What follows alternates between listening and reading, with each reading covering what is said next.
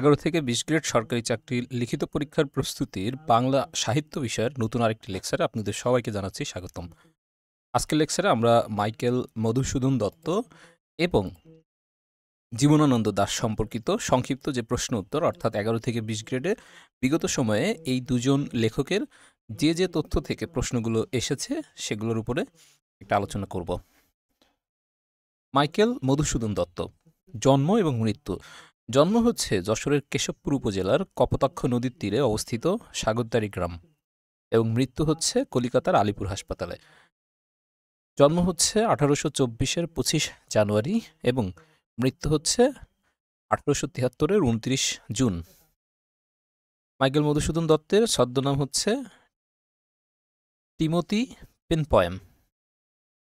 Michael Madhusudan দত্তকে যে সমস্ত বিষয়ের জনক বলা হয় তিনি হচ্ছেন বাংলা কাব্য সাহিত্যে আধুনিকতার জনক। বাংলা সাহিত্যে সনেটের জনক বলা হয় মাইকেল মধুসূদন দত্তকে। মাইকেল মধুসূদন দত্ত কর্তৃক বাংলা সাহিত্যের প্রথম সার্থক নাট্যকার হচ্ছেন তিনি। তার প্রথম সার্থক নাটক হল শর্মিষ্ঠা, যেটা 1859 সালে প্রথম প্রকাশিত হয়। বাংলা সাহিত্যের প্রথম সার্থক মহাকাব্য রচয়িতা হচ্ছেন মাইকেল মধুসূদন দত্ত। প্রথম সার্থক মহাকাব্য হচ্ছে মেঘনাবধ, যেটা 1861 সালে প্রকাশিত হয়। বাংলা সাহিত্যের প্রথম সার্থক ট্র্যাজেডি রচয়িতাও মাইকেল মধুসূদন দত্ত। তার প্রথম সার্থক ট্র্যাজেডি হল কৃষ্ণকুমারী। বাংলা সাহিত্যের প্রথম অমিত্রাক্ষর ছন্দের রূপকার বা আবিষ্কারক হচ্ছেন মাইকেল মধুসূদন দত্ত।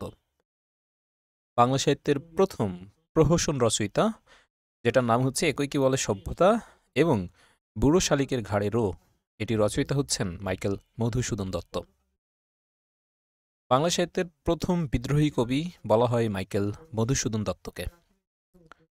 বাংলা সাহিত্যের প্রথম পত্রকাব্যকার মাইকেল মধুসূদন দত্ত। তার প্রথম পত্রকাব্য হল বীরাঙ্গনা। আরেকটি তথ্য সেটা হলো পত্র উপন্যাস রচয়িতাকে, সেটা যদি বলা হয় তাহলে বাংলা সাহিত্যের প্রথম পত্র উপন্যাস রচয়িতা হচ্ছেন কাজী নজরুল ইসলাম এবং পত্র উপন্যাসটির নাম হচ্ছে বাঁধনহারা। মাইকেল মধুসূদন দত্তের প্রথম ও সর্বশেষ রচিত প্রকাশিত গ্রন্থ, প্রথম রচিত প্রকাশিত নাটক হচ্ছে শর্মিষ্ঠা, যেটা 1859 সালে প্রথম প্রকাশিত হয়। প্রথম রচিত কাব্যগ্রন্থ হচ্ছে দ্য ক্যাপটিভ লেডি, যেটি 1849 সালে প্রকাশিত হয়। মাইকেল মধুসূদন দত্তের সর্বশেষ রচিত বিয়োগান্তক নাটক হচ্ছে মায়াকানন। সনেট রচনা। বাংলা সাহিত্যের প্রথম সনেট সংকলন হচ্ছে চতুর্দশপদী কবিতাবলী, যার রচয়িতা হচ্ছেন মাইকেল মধুসূদন দত্ত। বাংলা সাহিত্যের প্রথম সনেট কবিতা হচ্ছে বঙ্গভাষা, রচয়িতা মাইকেল মধুসূদন দত্ত। বিভিন্ন ছন্দে রচনা। অমিত্রাক্ষর ছন্দের প্রথম প্রয়োগ ঘটান পদ্মাবতী নাটকে। অমিত্রাক্ষর ছন্দের প্রথম সফল বা সার্থক প্রয়োগ ঘটান তিলোত্তমা সম্ভব কাব্যে। অমিত্রাক্ষর ছন্দে রচিত মেঘনাদবধ কাব্য, বীরাঙ্গনা কাব্য এবং মিত্রাক্ষর ছন্দে রচিত হচ্ছে ব্রজাঙ্গনা কাব্য। রচিত নাটক। মাইকেল মধুসূদন দত্তের রচিত নাটক হচ্ছে কৃষ্ণকুমারী, পদ্মাবতী, শর্মিষ্ঠা, মায়াকানন, হেক্টর বধ ইত্যাদি। ১১ থেকে ২০ গ্রেড চাকরির পরীক্ষায় আসা মাইকেল মধুসূদন দত্ত এবং তার সাহিত্য সৃষ্টিকর্ম সম্পর্কিত প্রশ্ন।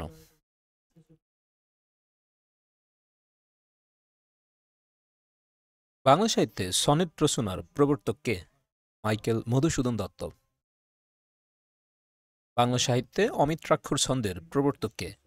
মাইকেল মধুসূদন দত্ত।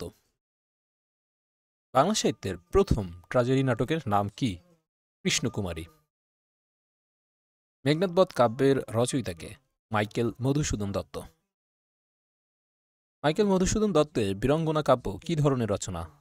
পত্রকাব্য।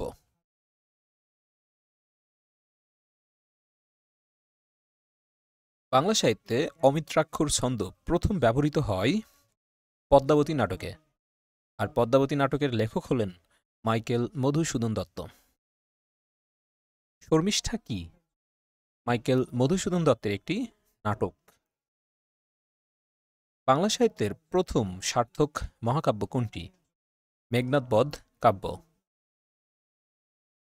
মেঘনাদ বধ কাব্যে স্বর্গ বা চ্যাপ্টার বা অধ্যায় সংখ্যা কতটি? ৯টি, যেখানে ২ রাত ও ৩ দিনের কাহিনী নিয়ে লেখা একটি কাব্য এটি। এর নায়ক হচ্ছে রাবণ। একে কি বলে সভ্যতা, এটি কে লিখেছেন? মাইকেল মধুসূদন দত্ত। বাংলা কবিতায় বা কাব্য সাহিত্যের আধুনিকতার প্রবর্তক বা জনক কে? মাইকেল মধুসূদন দত্ত। মাইকেল মধুসূদন দত্তের জীবনকাল কত? ১৮২৪ থেকে ১৮৭৩ সাল পর্যন্ত। বঙ্গভাষা কবিতার রচয়িতা কে? মাইকেল মধুসূদন দত্ত।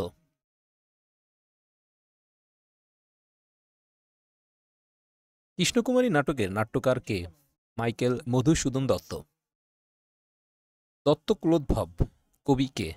মাইকেল মধুসূদন দত্ত। দত্তবংশে জন্ম নেয়া কবি কে? মাইকেল মধুসূদন দত্ত। প্রথম বাঙালি সনেটকার কে? মাইকেল মধুসূদন দত্ত। বাংলা সাহিত্যে সার্থক মহাকাব্য রচনা করেছেন কে? মাইকেল মধুসূদন দত্ত। বাংলা সাহিত্যের সার্থক মহাকাব্য হল মেঘনাদ বধ কাব্য। ক্যাপটিভ লেডি কার রচনা? মাইকেল মধুসূদন দত্ত। বাংলা সাহিত্যের চতুর্দশপদী কবিতার প্রবর্তক কে? মাইকেল মধুসূদন দত্ত। মাইকেল মধুসূদন দত্তের মেঘনাদ বধ কাব্য ইংরেজিতে প্রথম কে অনুবাদ করেন? রাজনারায়ণ বসু। মাইকেল মধুসূদন দত্তের মেঘনাদ বধ কাব্য কোন ছন্দে রচিত? অমিত্রাক্ষর ছন্দ। মাইকেল মধুসূদন দত্তের তিলোত্তম সম্ভব একটি কাহিনী কাব্য। ১১ থেকে ২০ গ্রেড সরকারি চাকরির লিখিত প্রস্তুতিতে জীবনানন্দ দাশ সম্পর্কিত যে প্রশ্নগুলো আসে সেগুলোর উপরে আরেকটি আলোচনা। এখানে সাধারণত ১১ থেকে ২০ গ্রেডে জীবনানন্দ দাশের যে অংশ থেকে প্রশ্নগুলো আসে সেই বিষয়ে সংক্ষিপ্ত আলোচনা করে দেখানো হলো। জীবনানন্দ দাশ জন্ম এবং মৃত্যু।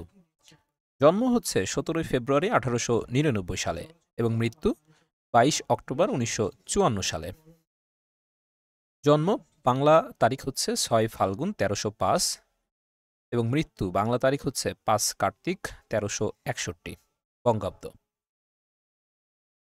বরিশালে জন্মগ্রহণ করেন, কলকাতার বালিগঞ্জে তিনি ট্রাম দুর্ঘটনায় মারা যান। জীবনানন্দ দাশের উপাধি: রূপসী বাংলার কবি, নির্ঝুনতার কবি, তিমির হননের কবি বা ধূসরতার কবি। জীবনানন্দ দাশের প্রথম প্রকাশিত কাব্য ঝরাপালক, যেটি ১৯২৮ সালে প্রকাশিত হয়। জীবনানন্দ দাশের কাব্যগ্রন্থ: বনলতা সেন, ধূসর পাণ্ডুলিপি, মহাপৃথিবী, বেলা ও বেলা কালবেলা ইত্যাদি। জীবনানন্দ দাশের উপন্যাস হচ্ছে মাল্যবান, সতীর্থ, কল্যাণী। জীবনানন্দ দাশের প্রবন্ধ হচ্ছে কবিতার কথা। বনলতা সেন। বনলতা সেন কবিতাটি জীবনানন্দ দাশের তৃতীয় কাব্যগ্রন্থ বনলতা সেন এর একটি কবিতা। মহাপৃথিবী কাব্যগ্রন্থেরও প্রথম কবিতা ছিল এই বনলতা সেন। এডগার এলেন পো রচিত টু হেলেন কবিতা অবলম্বনে বনলতা সেন কবিতাটি রচিত। ১১ থেকে ২০ গ্রেড সরকারি চাকরি নিয়োগ পরীক্ষায় আসা জীবনানন্দ দাশ ও তার সৃষ্টিকর্ম সম্পর্কিত প্রশ্নোত্তর। জীবনানন্দ দাশের প্রথম প্রকাশিত কাব্য কোনটি? ঝরাপালক, যেটি প্রকাশিত হয় ১৯২৮ সালে। রূপসী বাংলা কাব্যগ্রন্থ কার লেখা? জীবনানন্দ দাশ। কার কবিতাকে চিত্ররূপময় বলা হয়েছে? জীবনানন্দ দাশের কবিতাকে। সিংহল সমুদ্র থেকে নিশীথের অন্ধকারে মালয় সাগরে কে ঘুরেছেন? জীবনানন্দ দাশ। আবার আসিব ফিরে এই ধানসিঁড়িটির তীরে এই বাংলায়, এই লাইনটি কোন কবিতায় পাওয়া যায়? রূপসী বাংলা। কাজী নজরুল ইসলামের জন্ম ১৮৯৯ সালে। আরেকজন কবিও এই একই বছরে জন্মগ্রহণ করেন। তিনি কে? জীবনানন্দ দাশ। কবি জীবনানন্দ দাশের প্রথম কাব্যগ্রন্থ কোনটি? ধূসর পাণ্ডুলিপি।